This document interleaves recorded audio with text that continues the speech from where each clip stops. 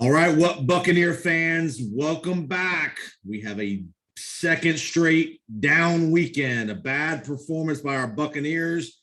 They go to Washington, lose 29-19. That's their second loss in a row, first loss coming out of the bye. Very lackluster performance. Just didn't seem like they played with a lot of energy and enthusiasm. We're behind the entire game. Offensively, defensively, just lethargic, it seemed like, from all facets. Taylor Heineke engineers a 10.5-minute drive to end the game and to put the Bucs out of their misery. Peter Blake, welcome in. Your thoughts after a second straight loss to the Washington football team. It was a miserable game to watch. The defense couldn't get off the field on third down. Washington was 11 for 19. Brady didn't have the best game of his career.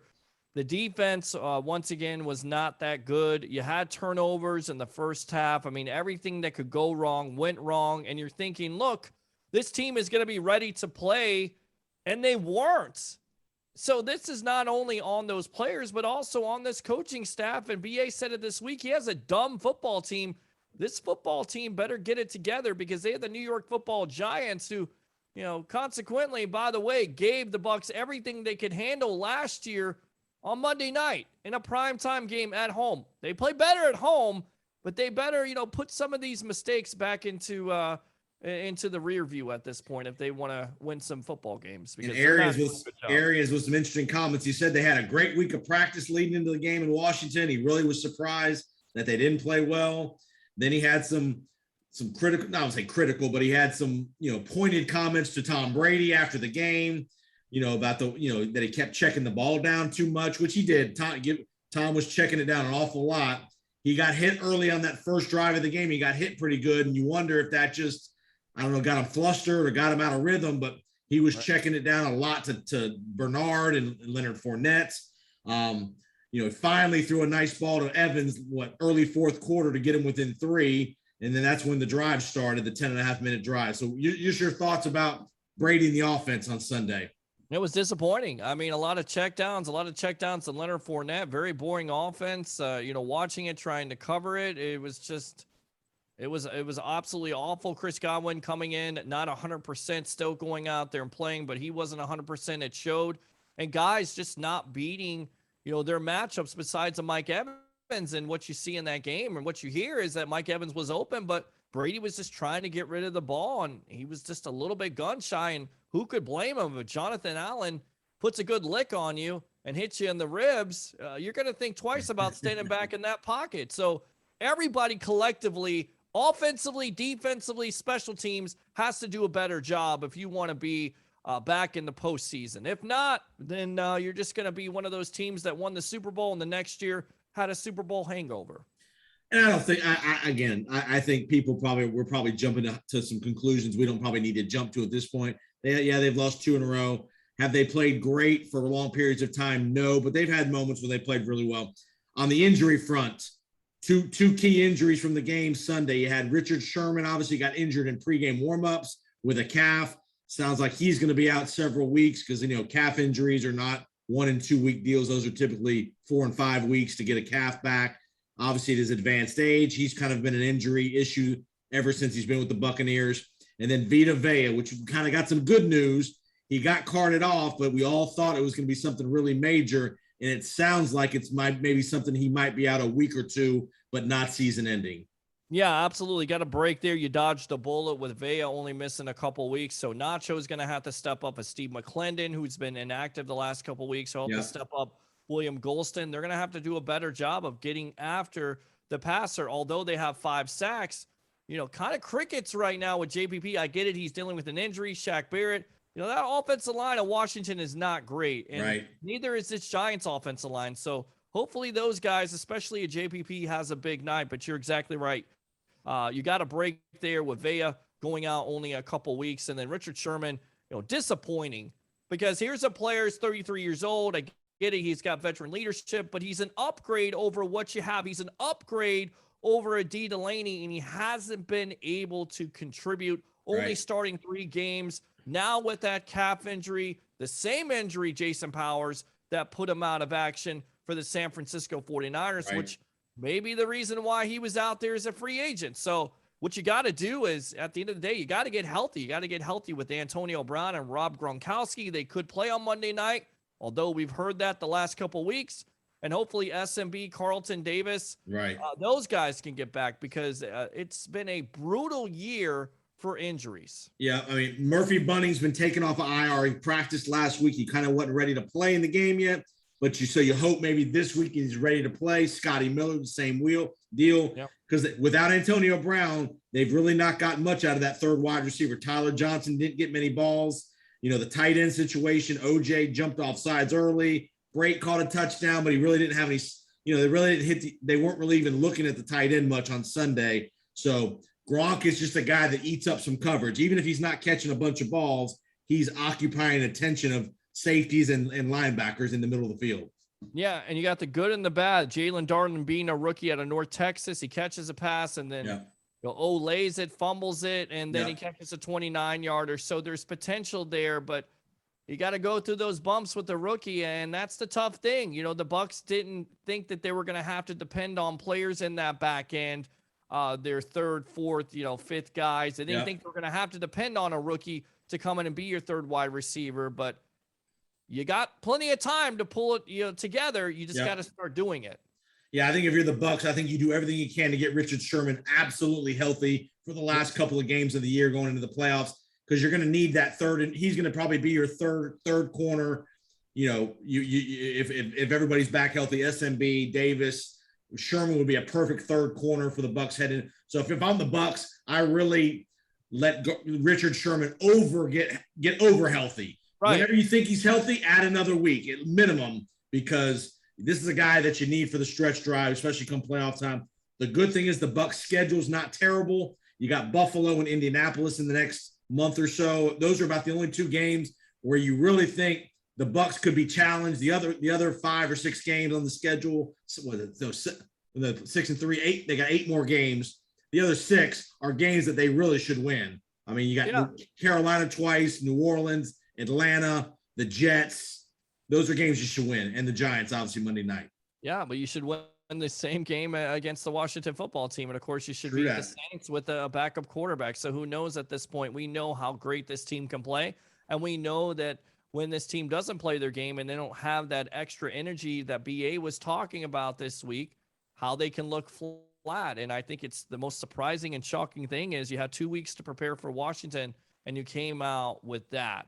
Yeah, it's got to change. It's got to turn around. I think it will. You've got Tom Brady. You've got enough weapons. You've got to get healthy on both sides of the ball. If you can do that, you're exactly right. You have Dean. You have Carlton Davis and Sean Murphy-Bunting.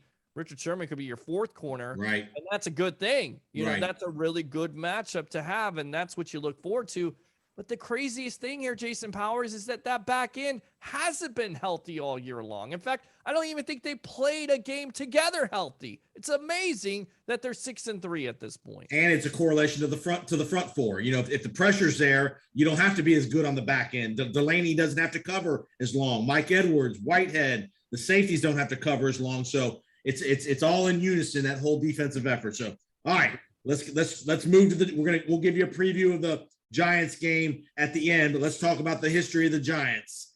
The Giants come to town this week. The Giants lead the overall series 15-8. The memorable one, which we'll talk about, is the playoff game in 2007. We'll get to that here in a little bit, but the Bucs' first win against the Giants comes in 1979. Ricky Bell with a huge game, 152 yards. They win 31-3. Obviously, we all remember 79 was the first really ascension year of the Buccaneer franchise. The Bucs were deep into the playoffs. Doug Williams and company really got it going in 79, and then they thumped the Giants 31-3. Yeah, Ricky Bell, like you said, had a big game. Doug Williams, of course, and 9-3, the best record in the NFC, and it's amazing turnaround from those 2 years of 0-26. So absolutely meant something, and it's always good to put it on the Giants, because I don't have great memories about the Giants at all. Yeah, I mean, there's only a few Giants, and there's 2 reasons why I hate the Giants. That's Bill Parcells, because one, he left the Bucs at the altar in the early 90s, and then he did it again in 2002, which led to John Gruden, thankfully, with winning that Super Bowl. But Bill Parcells, a sore spot for me. Yeah, no, you're right. We'll get to Parcells here in a little bit, but yeah, the storied history of Parcells with the Giants. 1985, Parcells is the coach of the Giants. Lehman Bennett, we lose to, we actually beat the Giants. No, we lose to the Giants, excuse me, 22-20. The Bucs go to 0-9 under Lehman's Lemons back in the mid 80s. You know, one thing I want to talk about is in the 80s, the one player that dominated the 80s, he was a New York Giant, Lawrence Taylor. I remember some highlights of Taylor just almost decleating Steve DeBerg back in the day at the Meadowlands. I mean, he was just a absolute wrecking crew as an outside linebacker. Parcells, LT, Phil Simms, all that whole crew of the 80s. That was a hell of a run they put together in the 80s, led by Lawrence Taylor.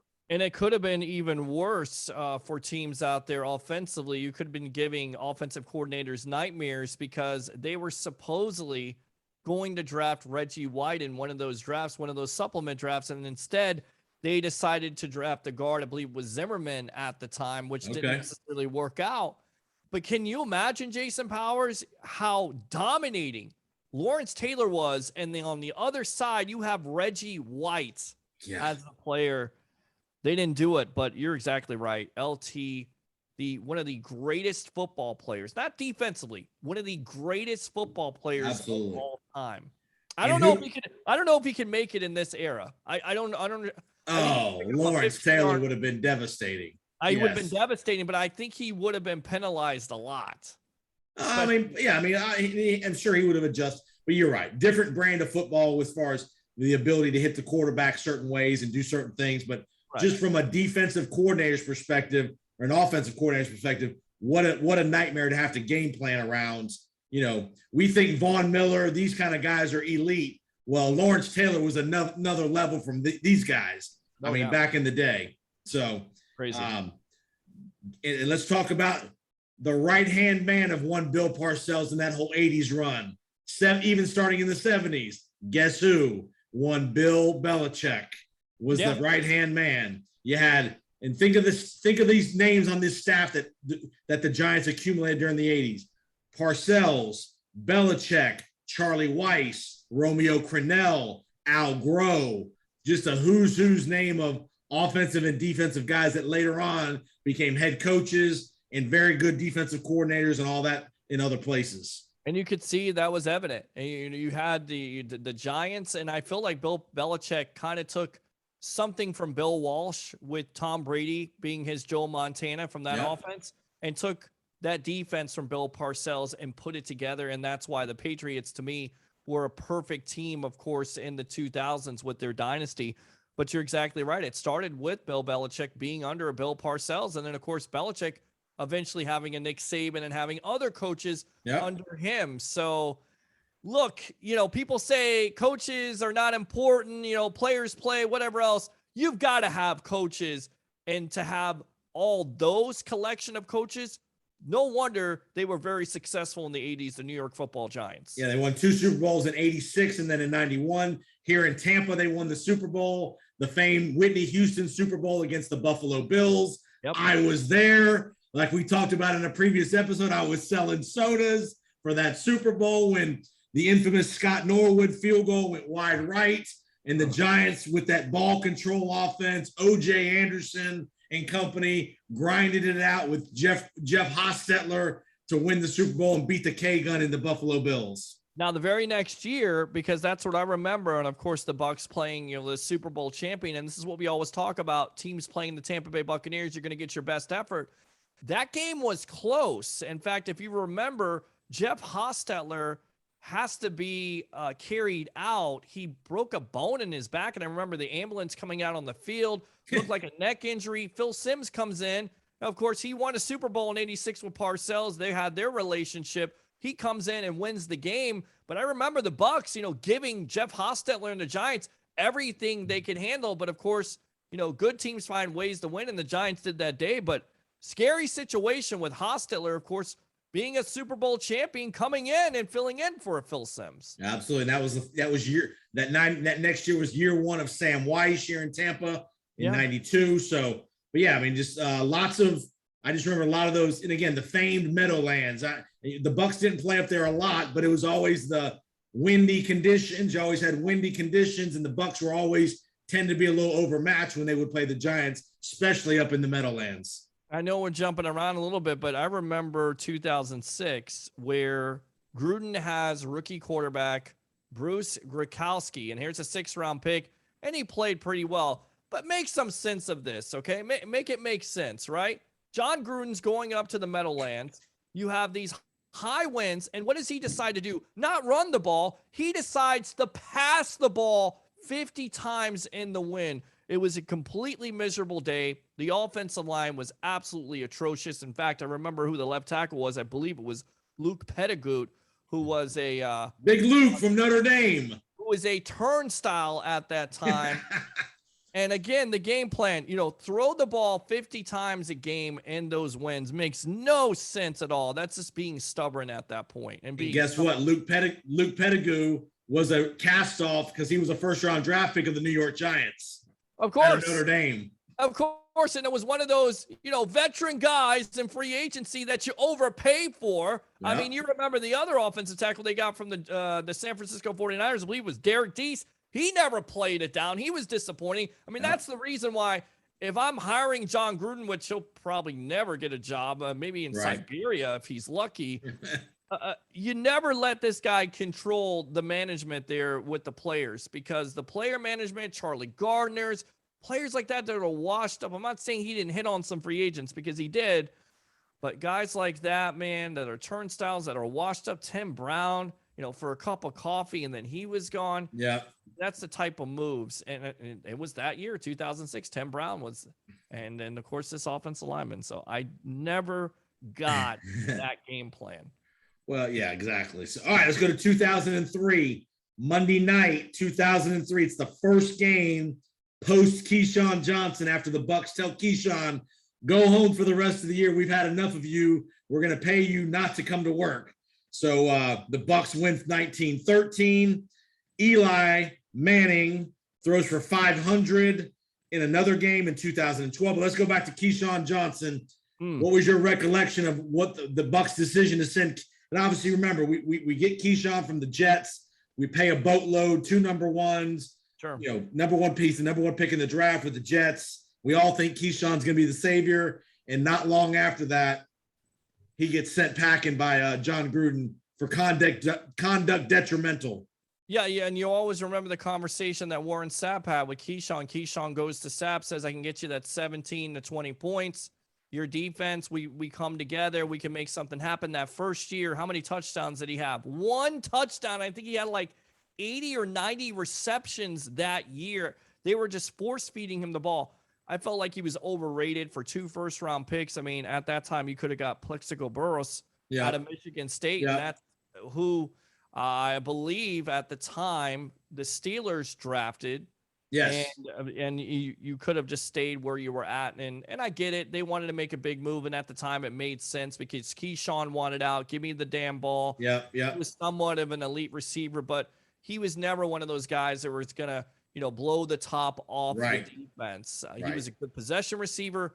Him getting into it with Gruden, it's not surprising at all, because what you learn about is, Gruden's two-faced. Keyshawn wasn't getting the ball, wasn't happy.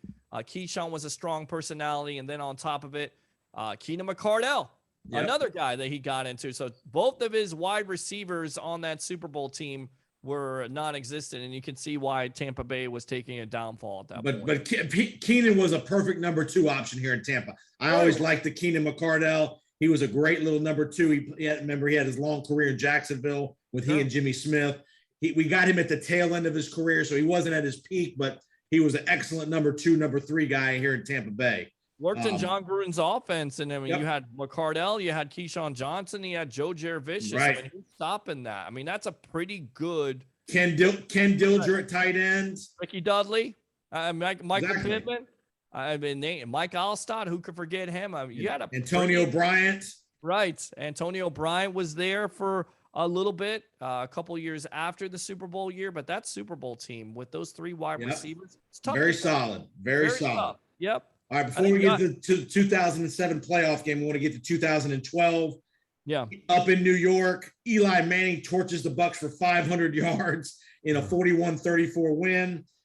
That's the infamous Greg Schiano. We're not going to let him kneel down. We're going to play every play to the end, where he tells the defensive lineman to go low on the offensive lineman when the game's over, which drew a ton of criticism around the league. You know, Schiano comes into Tampa trying to create this militaristic, disciplined approach, and it did not. That move flopped big time with the Buccaneer team, and that was kind of the, you know, I won't say the beginning of the end because it was only year one, but it was just, it got the franchise off to a bad, that regime off to a bad start.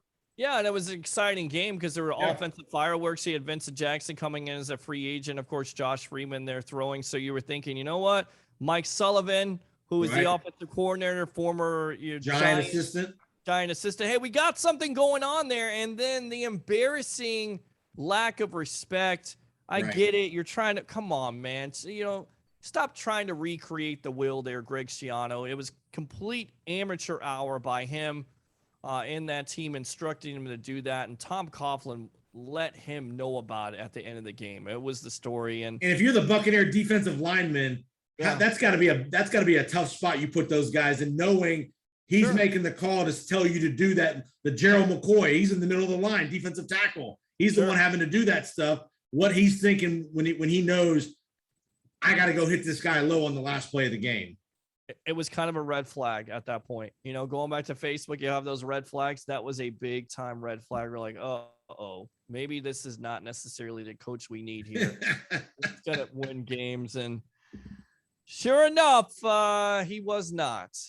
Yeah, you're right. And now he is back up at Rutgers, getting his ass kicked up there by Wisconsin. I think 54-3 a week or so back. They did go to my alma mater, Indiana University, and go beat the Hoosiers badly last weekend. So, Schiano's a college coach. That's where he needs to be, is in college. I agree. And Jason Powers, Indiana's regressed this year. What happened? I mean, they were a national spotlight kind of last year, and now they have regressed this year.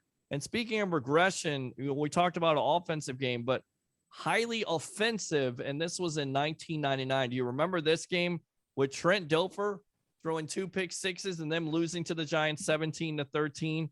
Just embarrassing with Trent Dilfer in that play. Do you remember that game? I don't, but you know, there was a lot of games with Trent Dilfer that unfortunately we wanted to forget back in the day. So, all right, let's get to 2007.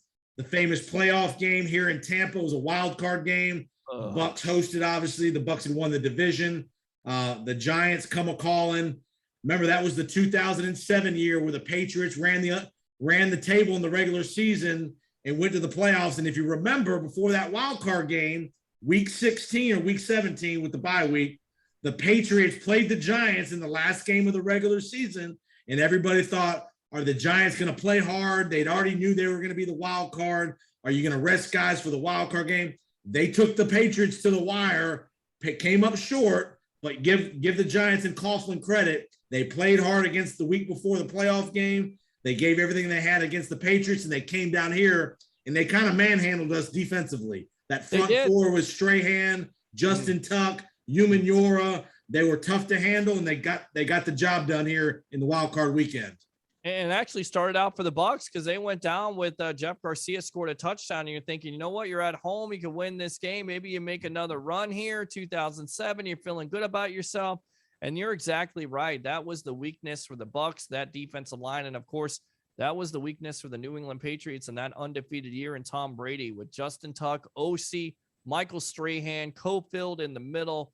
I mean, they just got after it, and it was scary with the rotations they could throw and some of the things. Matthias Kiwanuka, easy for me to say, guys that could just get after it, and they can continue to rotate in there.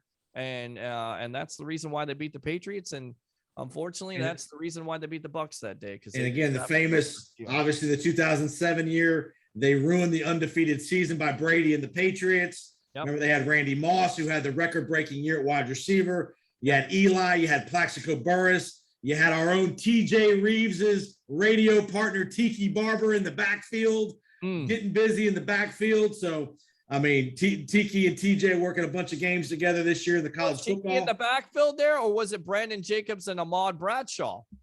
I think in 07 it was Tiki, I think. I'm pretty sure it was Tiki in 07. I'm gonna bet you wings that it was Brandon Jacobs and Ahmad Bradshaw. Okay, you wasn't that 2011? I think it was both. I would think it was both of them, because I'm looking at the notes right now. I'm looking at them, and they say Jacobs. No Tiki Barber in 2007? I don't think so, buddy. No, okay. I don't. I thought he won a Super Bowl, man, but I may be wrong. We'll have a That's beverage. why you got to go one. to buckpower.com and yes. get this information right here. Paul Stewart does a hell of a job. Not the official. He should be the official historian for the Tampa Bay Buccaneers, but yeah, it looks like it was Brandon Jacobs. And I remember because Jacobs was a house, 265. Yeah, Auburn guy. Yeah, but he played at either Northern Illinois or Southern Illinois. He transferred and finished, Illinois. Played his last year at Southern Illinois, but he started at Auburn. Yes, he did. And I think he played actually with Auburn. I think he played with Cadillac. I think he was on that one of the years he played with Cadillac Williams. If I recall, I know Cadillac and Ronnie Brown played together. I think all three of them were together at one point at Auburn. All three of those guys. Cadillac, Ronnie Brown, Brandon Jacobs. Let's run the triple wishbone at that point. Jeez. Honestly. I mean, but yeah, I think it was Jacobs and Ahmad Bradshaw at that point. And those two running backs, they showed up again in 2011. That's the reason why they had, Eli was okay. He wasn't bad, but he was a DLG quarterback. Don't make any mistakes. And of course, David Tyree with the amazing catch there, because if he doesn't have that catch, maybe Patriots win that Super Bowl, even with all their difficulties. But they had that run game and that defense, and that is, look, that is your formula when you get to the postseason. If you can run the ball and you can play defense, and your quarterback doesn't turn over the ball, you can win some games. And you got a pass rush, and you have a really big front.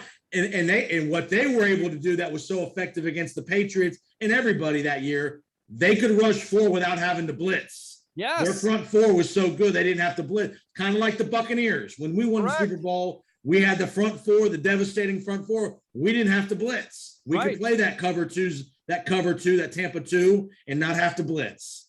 Yeah, that's it. And sometimes you don't have to blitz. With this defense, of course, we're kind of spoiled being Bucs fans at this point and watching this team. We expect to blitz, but when you got four guys that are on that line that can consistently get after the quarterback, you're doing good. You're doing real good. And speaking of buckpower.com, we got to give a shout out. Our man, Paul Stewart, is in the United States of America. Yes. As we are recording, he has landed and he is partying on Clearwater Beach tonight as we speak. Right. So much so because you asked him to come on and he didn't respond back. And neither would I, Jason Powers. I would stay in Clearwater Beach, rest and relax. I mean, you're buying us all wings tomorrow. We're all gonna have some wings on you. Just joking. Yeah, don't come with the alligator arms when the check comes tomorrow. You better don't be coming with the alligator arms. I love it. Yeah, the alligator arms. Yes, absolutely. When the check comes. Yeah, we don't want the alligator arms, that's for sure. But in all seriousness, Paul Stewart is here for the week. He's gonna be here for about 7-8 days. He's going to the Bucs game Monday night. Tampa, I think he said he hasn't been to a game in like 2.5 years. Something like that, because of all the COVID travel issues. He passed his COVID test. He is in the United States of America, Clearwater Beach. I think he's going to be at the tailgate party Monday night over at Raymond James Stadium. So if you happen to run into Paul, Buccaneer fans, give a shout out to Paul Stewart. Again, unofficial historian, buckpower.com, does such a great job putting this site together. He's allowing us to come on the air, being a part of his podcast network, and we're very appreciative of that. Yeah, I love it. I mean, it reminds me of great memories, whether they won or lost. It takes me back to being a kid. I just love this podcast. I love it. Thank you, TJ Reeves and Paul Stewart. Absolutely. Yeah, big shout out to TJ as well. All right, so we played the Giants last year. We'll get to two more things, and then we'll get a preview. A very close game last year. Again, a situation similar to last week. Everybody thought the Bucs were going to go to New York last year and roll. That game ends up going down to the wire, and there's a controversial 2-point conversion where there's not a penalty called when we have to be objective. It looked like the Buccaneer defensive back hooked them, and it should have been a call, and we get a break there in the last 30 seconds of the game, and we get out of there with a 2-point W. Yeah, very disappointing effort. But of course, the Giants are going to play their toughest. And look, that line at the time, the Bucs were heavily favored. They Big came favorites. out a little bit flat. Daniel Jones gave them difficulty. He did throw, I believe, an interception in this game. But you're exactly right. Antoine Winfield at the time. That's right. Got away with the pass interference. Going back to that game, the couple years before, that's the bad taste in my mouth. You remember this. Daniel Jones kills us at Raymond James. The first game of his career, and for some unknown reason, whether they have tape on him or not, rookie quarterbacks give the Bucs fits. This guy throws for over 300 yards, of course, runs in for the fourth quarter touchdown.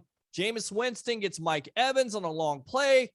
Matt Gay with a missed field goal, makeable field goal. Jason Powers, 25 yards, if I recall. Yes, 25 or 28 yards. Yes. And that was a critical loss in the Dirk Cutter era that really, that's a game they had to win.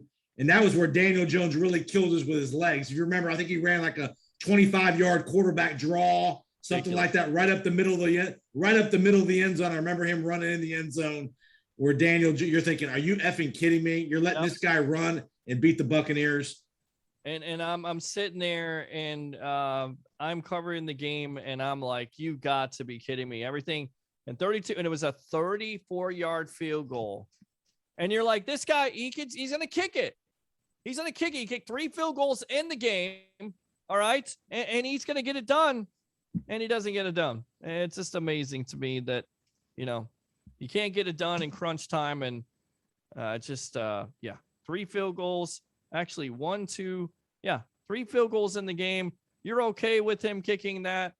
And then he misses it. And you're like, oh my gosh, I have to go on air and talk about it. And all everybody wanted to talk about was Jameis Winston and the turnover because he turned over the ball, gave the momentum back to the Giants. Saquon Barkley went out in this game. Yep. He may be back in Monday night's football game. Yes, he will be. He's back. It's that game always just that one sting. That's a stinger for sure. That's a stinger, man. All right, let's get to Monday night. Let's get to the preview here. You mentioned it. Saquon Barkley's back. The Giants are really struggling. They're coming off a bye week, so they should be as healthy as they can probably be coming out of this bye week.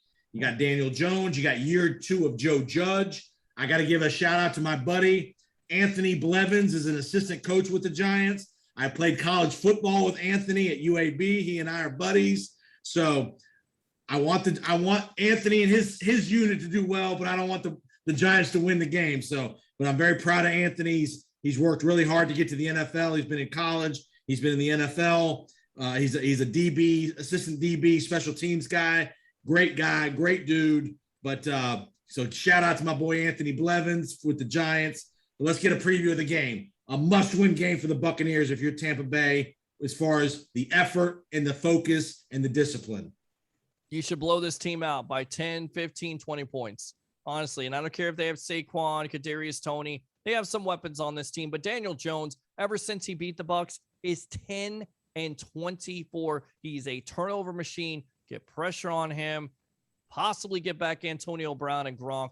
The Bucs should blow them out. I think they will blow them out on Monday night. They play better at home being 4-0 instead of 2-3 on the road. So I like the Bucs big in this game. I agree. I think you're going to see a very focused effort by the Buccaneers this week. Remember, the Giants played a couple Monday nights ago in Kansas City and took the Chiefs all the way to the wire. I know the Chiefs have been struggling offensively, so the Giants' defense is better than we think they are. They're better than their record says the defense is. And give Daniel Jones credit. He's been less giving away of the ball this year than he has in previous years, but it's still a team that we should beat comfortably. You mentioned it earlier. Their offensive line is not very good. This is a game, Shaq Barrett, JPP, Joe Tryon, the blitzing of Devin White, Levante. You got to do some damage against this offensive line rushing the passer. You're absolutely right. And if you can do that and you can disrupt Jones's timing, then you can get some turnovers. We've seen it and we'll see it again on Monday night. I'm concerned about the Giants defense. Those big hosses, as my uncle would say, in the middle. Dexter Lawrence out of Clemson played well for them. Of course, Leonard Williams. Yeah. And then Ola Jerry on the outside just had a pass rushing specialist on say, Those two guys in the middle, those are not the guys you should be concerned about. It should be the rookie out of Georgia, Ola Jerry, with 5.5 sacks. He can really get after it. So, once again, that offensive line, they're going to have their hands full. They need to do a great job keeping Brady clean. And if they can do that, I think with all those offensive weapons returning for the Bucs, Bucs win this big. And let's run the ball a little bit. I want to see us establish the running game a little bit. Your boy, I don't even think your boy played last Sunday. If he played, it was like one snap, but Fournette and Giovanni Bernard pretty much got all the touches as far as even the snaps in the game. I don't think Ronald Jones was in the game. He wasn't. He didn't get a snap. The victim of volume didn't get a snap. So try to mix in that running game. 11 carries for 47 yards for Leonard Fournette is not going to get it done. You have to be more of a balanced offense.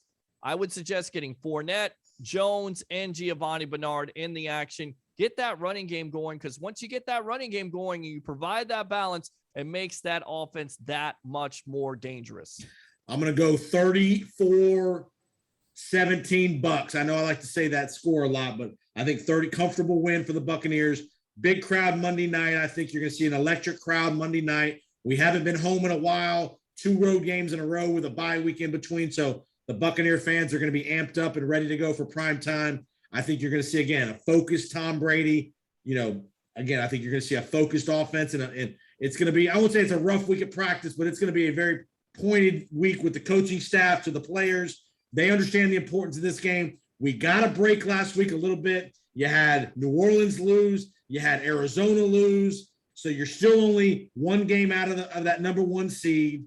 There's a bunch of tiebreakers. That's too early for tiebreakers. Rams lose to the 49ers on Monday night. So everything that could go right for you went right for you. And other than us winning the game, the other teams we needed to lose lost. Correct. But you're one game out of the number 1 seed, which is you're in a great spot. You got a good schedule ahead of you, and let's go kick their Giants. But there'll be a lot of New York fans in the crowd, because there always is when the Giants come to town.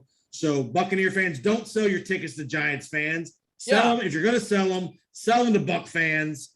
Okay, plenty of us out there looking for tickets, want tickets. Sell your tickets to a Buck fan. So sell them to me. So I have to do the watch party on Monday night, but of course I will be out there at Ducky's Sports Lounge. My question is, Jason Powers, what are you doing on Monday night? Well, my plan is to be at Ducky's with you. There's a chance I could be going to the game. I'm waiting to hear something. I've got a couple feelers out, so there's a chance I could be at the game. But if I'm not at the game, I will be with you at Ducky's. We'll be doing some pregame, halftime, and postgame stuff if I'm there with you. I know I took last week off. I wasn't feeling it last week. I had a sabbatical. I had a 1-week sabbatical. So please forgive me.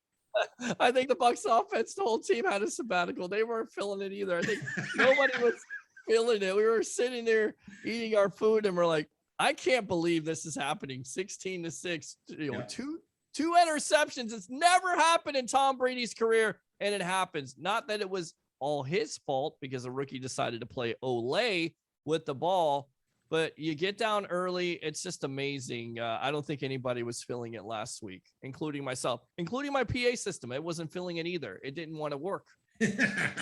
All right, Buck fans, appreciate you listening. Remember, we're part of the BuckPower.com podcast network. Remember, subscribe, rate, and review. We're on all the podcast platforms out there: Google, Spotify, Apple. Tell a friend about our podcast.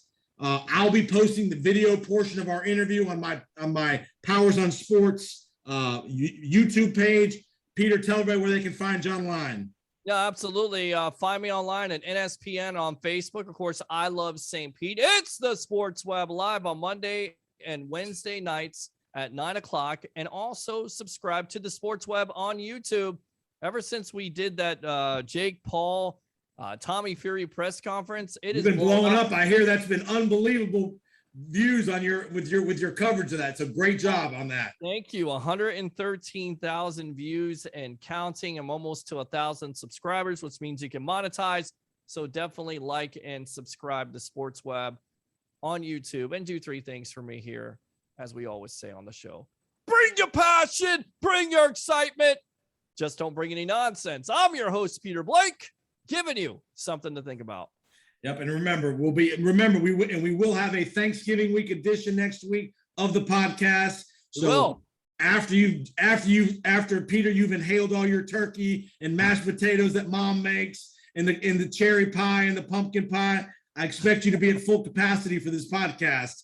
Because I want the fans. We're going to see the Colts next week on the road, and you better be ready to bring the noise even after the tryptophan has set in. I absolutely will be, my friend, especially if I get my gravy, because I had a real big time issue with my mom not making gravy. I made us think about it. So she's always going to have gravy with that turkey, those mashed potatoes, and of course, those sweet potatoes.